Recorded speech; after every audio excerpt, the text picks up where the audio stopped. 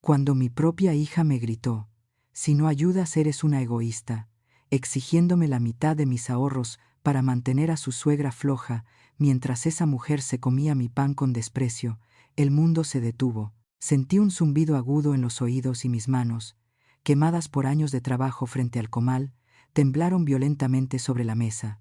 Pero ese temblor no era miedo, fue el momento exacto en que la furia jarocha despertó para cerrarles la puerta en la cara para siempre. Antes de continuar con este relato que te helará la sangre, suscríbete al canal y activa la campana para no perderte ninguna historia. Esta es una lección de vida sobre la dignidad que muchas madres olvidan defender y que necesitas escuchar. Quédate hasta el final para descubrir cómo recuperé mi paz. Te prometo que el desenlace valdrá cada segundo. Hola, soy Doña Toña. Tengo 58 años y vivo en el caluroso puerto de Veracruz. Toda mi vida me he partido el lomo vendiendo antojitos para sacar a mi familia adelante, creyendo que el sacrificio de madre no tenía límites. Pero nunca imaginé que tendría que defenderme del enemigo que yo misma crié. ¡Ay, qué calorón! Ni porque ya se metió, el sol se quita este bochorno húmedo que se te pega al cuerpo como una segunda piel. Pero no me quejo. No, señor, ese sudor en la frente y el olor a manteca hirviendo y masa de maíz que traigo impregnado en el delantal son la prueba de que hoy fue un buen día, uno de esos días benditos. Terminé de pasar el trapo húmedo por la última mesa de plástico roja, asegurándome de que no quedara ni una gota de esa salsa roja picosa que tanto les gusta a los clientes, y sentí ese alivio sabroso que te da cuando por fin bajas la cortina de metal del negocio. Mi pequeño local no será un palacio, pero es mío. Cada ladrillo, cada silla, cada kilo de masa lo he pagado yo solita. Me fui derechito a la cocina de atrás, donde tengo mi santuario. Ahí, entre los frascos de especias y el comal que ya se ganó su descanso, saqué mi tesoro, una lata vieja de galletas danesas, de esas azules que todo mundo tiene en su casa, llenas de hilos y agujas. Pero la mía no. La mía tiene algo mejor. Con las manos todavía oliendo a cilantro y cebolla, destapé la lata y empecé a contar la venta del día. Billetes de a 50, de a 100 y un par de 500 que cayeron gracias a unos turistas que pidieron para llevar. Sonreí al ver el montoncito. A mis 58 años, nadie me mantiene. Yo soy mi propia patrona, y eso, créanme, se siente mejor que cualquier cosa. De fondo, la radio vieja que tengo colgada en la pared tocaba un danzón bajito, una de esas melodías que te hacen mover los hombros sin querer. Me sentía plena, tranquila, pensando que mañana podría ir al mercado a comprar carne fresca sin tener que tronarme los dedos por el precio. Cerré la lata con cuidado y la escondí en el hueco detrás de la alacena, ese rincón secreto que solo yo conozco. Estaba a punto de quitarme el delantal y prepararme un café con leche, cuando el sonido del celular rompió la magia. El nombre en la pantalla brillaba con una insistencia que me dio mala espina. Sofía. Sentí un piquete en el estómago inmediato. No fue esa alegría que una madre debería sentir cuando llama a su hija mayor, y que la Virgen me perdone por decirlo, pero es la verdad. Fue un nudo, una advertencia, mi intuición de madre, esa que nunca se equivoca y que es más precisa que el servicio meteorológico cuando anuncia norte, me dijo que esa llamada no era para saludar. Contesté tratando de sonar normal, diciéndole hola a mi hija, buenas noches. Pero ella no me dejó ni terminar el saludo. No me preguntó cómo estaba, ni si ya había cenado, ni si me dolían las piernas de estar parada todo el día. Su voz sonó seca, cortante, con esa prisa que tiene la gente cuando ya trae el discurso ensayado. Me preguntó directamente si estaba en casa. Así, a secas, le dije que sí, que acababa de cerrar el puesto. Y entonces soltó la bomba. Me dijo que iba para allá, que ya estaba en camino y que necesitaba hablar conmigo urgentemente. Antes de que pudiera preguntarle si venía sola o si pasaba algo grave con los niños, colgó. Me quedé parada en medio de mi cocina, con el celular en la mano y el silencio zumbándome en los oídos. El danzón seguía sonando, pero ya no me parecía alegre, sino melancólico. Miré hacia la alacena donde acababa de esconder mi dinero y sentí un escalofrío que nada tenía que ver con el aire de la noche. Sofía nunca viene a visitarme a estas horas solo por gusto. Cuando mi hija viene con esa urgencia y ese tono de voz que no admite réplicas, es porque trae problemas en la bolsa. O peor aún, porque viene a pedir algo que cree que le corresponde. Suspiré profundo, encomendándome a todos los santos, porque aunque una quiera hacérsela fuerte, en el fondo sabe que cuando los hijos tocan a la puerta con exigencias, a una se le dobla el corazón o se le rompe la paciencia. Y algo me decía que esta noche mi paciencia iba a ser puesta a prueba como nunca. Mientras esperaba a que llegaran, sentada en mi silla de mimbre, la mente me traicionó y se me fue de viaje al pasado, justo a esos días grises de hace 15 años cuando enterré a mi marido. Me acordé de cómo se sentía el peso de las cubetas de tamales hundiéndome los hombros, caminando bajo los aguaceros del puerto cuando las calles se convertían en ríos. Mis rodillas, que ahora me truenan cada vez que va a cambiar el tiempo, son el testigo silencioso de esas caminatas interminables. Cada paso que daba, cada tamal que vendía puerta por puerta tragándome la vergüenza y el cansancio, tenía un solo nombre escrito: Sofía.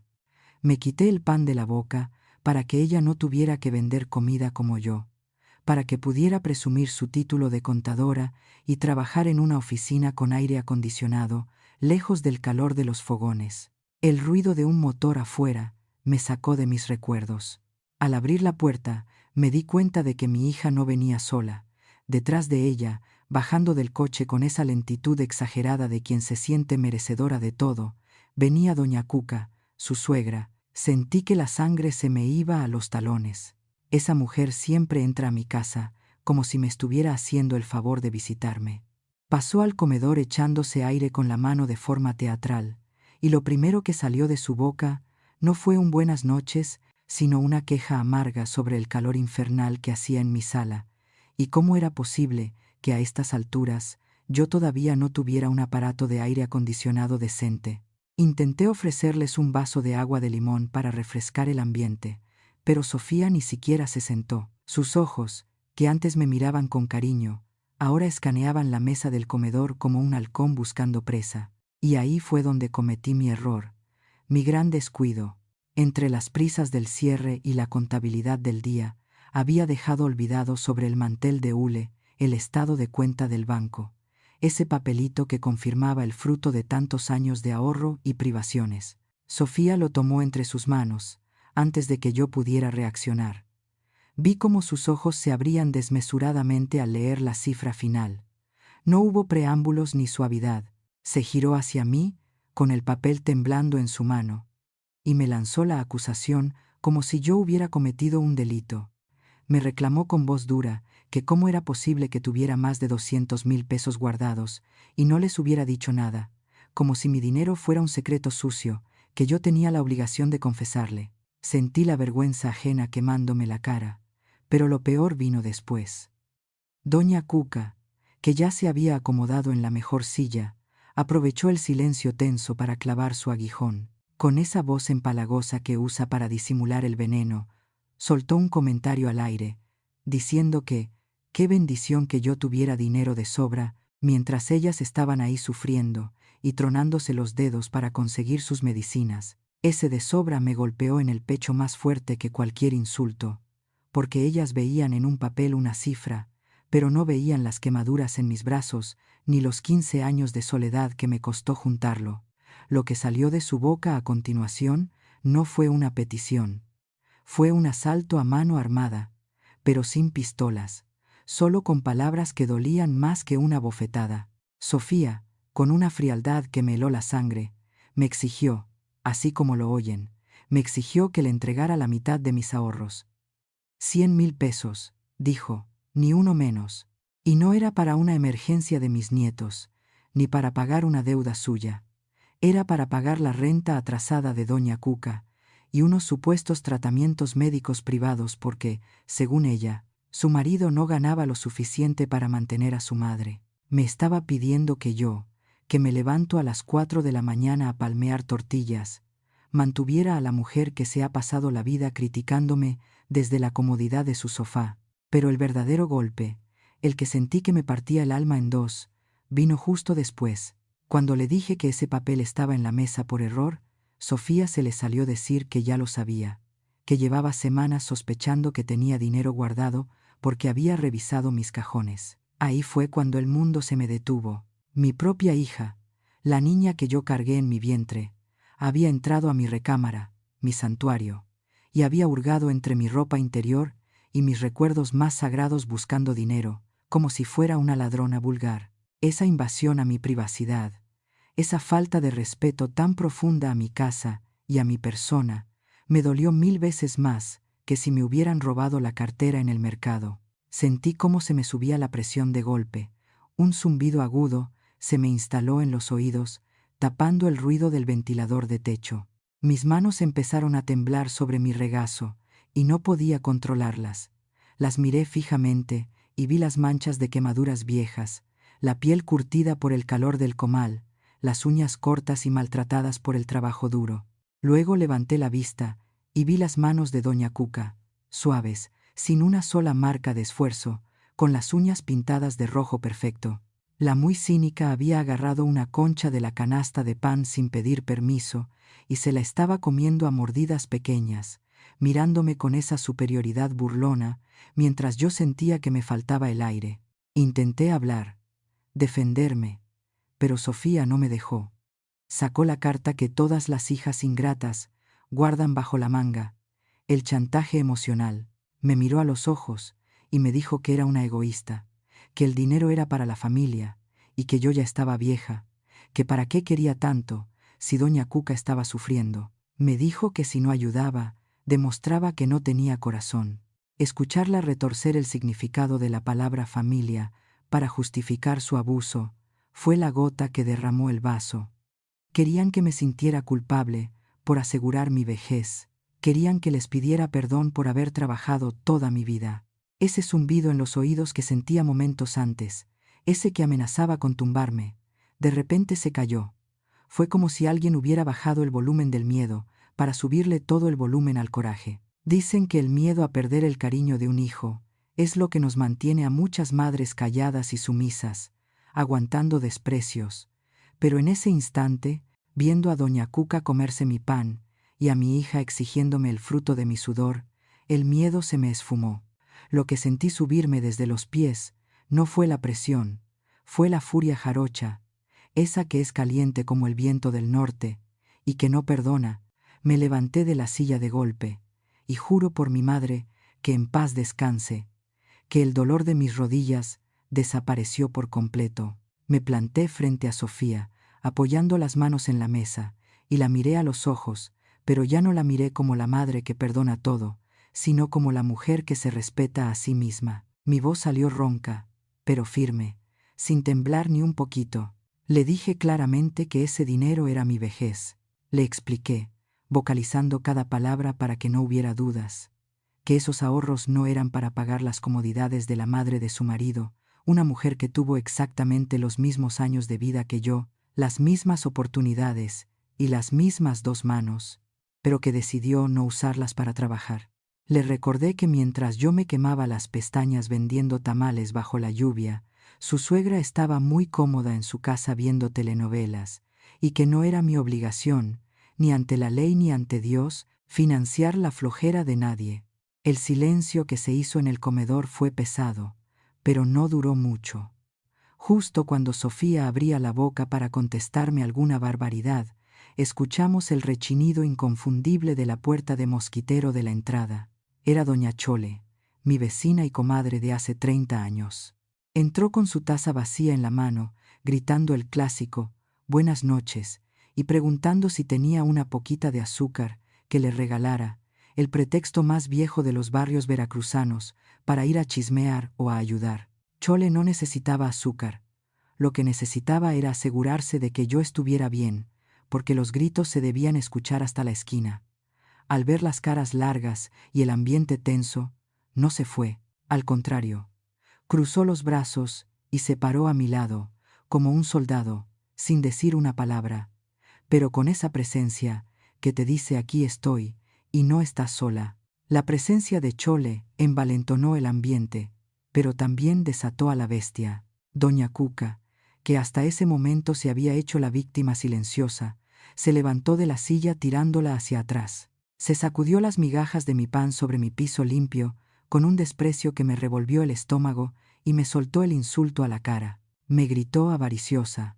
Me dijo que era una mujer miserable, que prefería ver sufrir a la familia antes que soltar un peso, y que ojalá el dinero me sirviera de cobija cuando me muriera de frío. Esa palabra, avariciosa, fue la llave que cerró mi corazón y abrió la puerta de mi casa. No le contesté el insulto.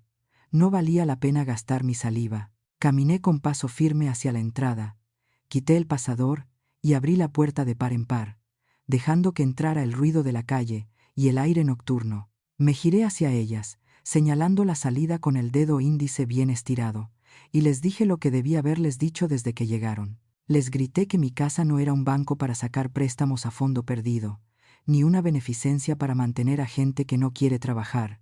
Les ordené que se largaran, así, sin rodeos. Sofía intentó protestar, llamándome mamá con un tono de advertencia, pero yo ya no estaba escuchando chantajes. Les repetí que se fueran y que no volvieran hasta que aprendieran a respetar el techo donde estaban paradas. Y por primera vez en mi vida, vi miedo en los ojos de mi hija, el miedo de saber que esta vez su madre no iba a ceder. Cuando las luces traseras del coche de mi hija se perdieron en la oscuridad de la calle, todavía escuchaba el eco de sus gritos rebotando en las paredes de mi casa. Sofía se fue jurando que no volvería a poner un pie aquí, gritándome que me iba a arrepentir de haberle dado la espalda a mi propia sangre, como si defender mi dignidad fuera un pecado mortal. Me quedé parada en el umbral, agarrada al marco de la puerta porque las piernas me temblaban como si fueran de trapo. Fue una mezcla extraña de adrenalina y dolor, ese dolor seco que una siente cuando se le rompe algo por dentro que sabe que ya no tiene arreglo. A la mecha, pensé, qué lejos hemos llegado por unos pesos. Doña Chole, que seguía ahí firme como un roble, se acercó despacito y me puso una mano en el hombro. No me dijo que todo iba a estar bien, porque las dos somos mujeres viejas y sabemos que hay cosas que no se arreglan con palabras bonitas. Simplemente me dijo Pachi, cerrá la puerta que se mete el sereno y los mosquitos. Le hice caso. Pasé el cerrojo. Ese sonido metálico del seguro entrando en su lugar sonó definitivo, como si estuviera cerrando un capítulo de mi vida que ya me estaba costando demasiado caro mantener abierto. Cuando me giré, vi mi sala vacía, sin el aire acondicionado que tanto exigía la consuegra, pero por primera vez en años, sentí que el aire entraba limpio en mis pulmones, fresco, mío. Me dejé caer en mi mecedora frente al altar de la Virgen del Carmen y me permití llorar un poquito, no de tristeza, sino de desahogo. Lloré por la niña que cargué en brazos y que hoy se había convertido en una desconocida capaz de robarme, pero también lloré de alivio. Entendí ahí, con el corazón todavía acelerado, que criar hijos no significa firmarles un cheque en blanco de por vida. Entendí que el amor de madre es incondicional, sí, pero el abuso no se puede tolerar, venga de quien venga. Si quererla significaba dejar que me pisotearan y me quitaran lo que me gané quemándome las manos en el aceite, entonces prefería que me quisieran de lejitos. Chole se fue al rato, respetando mi silencio, y yo me fui a la cocina. Necesitaba consuelo, y para una jarocha como yo, el consuelo huele a café. Puse a calentar la leche, y preparé mi café lechero, ese que se sirve espumoso y caliente. Mientras el olor a café tostado llenaba la cocina, desplazando el perfume barato que había dejado la suegra de Sofía, sentí que recuperaba mi casa. Me serví una taza grande y agarré un bolobán que había sobrado de la venta de la mañana. Me lo comí despacio, saboreando cada mordida, pensando en que mañana será otro día. Miré la lata de galletas, esa que causó tanto alboroto. Ya no la iba a esconder. Mañana mismo iría al banco a depositarlo todo en una cuenta a mi nombre, donde nadie más pudiera meter la mano. Y no solo eso, mientras me mecía en la silla, escuchando los grillos y el ventilador girando, tomé una decisión. Agarré el calendario de la carnicería que tengo colgado en la pared y marqué el fin de semana. Voy a agarrar una parte de ese dinero, mi dinero, y me voy a ir a la playa. Me voy a ir yo sola, a sentarme frente al mar, a comer pescado frito y a dejar que la brisa me cure las heridas. Me lo merezco. No soy una mujer avariciosa, soy una mujer que aprendió, a la mala, que poner límites es la forma más alta y más difícil de amor propio. Y si Sofía decide volver algún día, será bajo mis reglas, porque en esta casa y en mi vida, la patrona soy yo. Han pasado 6 meses, desde aquella noche de furia. Sofía no ha vuelto a cruzar mi puerta, y aunque el silencio a veces cala, pesa mucho menos que la ingratitud. Mi negocio de antojitos sigue bendecido con clientes fieles, y aquel fin de semana en la playa me curó el alma con brisa y agua salada. Ya no guardo latas escondidas, mis ahorros están seguros en el banco, listos para mi vejez y no para mantener la flojera de nadie. Recuerden siempre esto: el amor de madre es incondicional, pero la cartera y la dignidad tienen dueño. Mi consejo es directo: no tengan miedo de poner límites económicos a sus hijos, ni se sientan culpables por proteger lo que sudaron. Asegurar su propio futuro es el acto de amor propio más valioso. Y tú, Pachi, ¿hubieras entregado tus ahorros para evitar el pleito, o hubieras abierto la puerta como yo? Cuéntame, doña Toña, 58 años.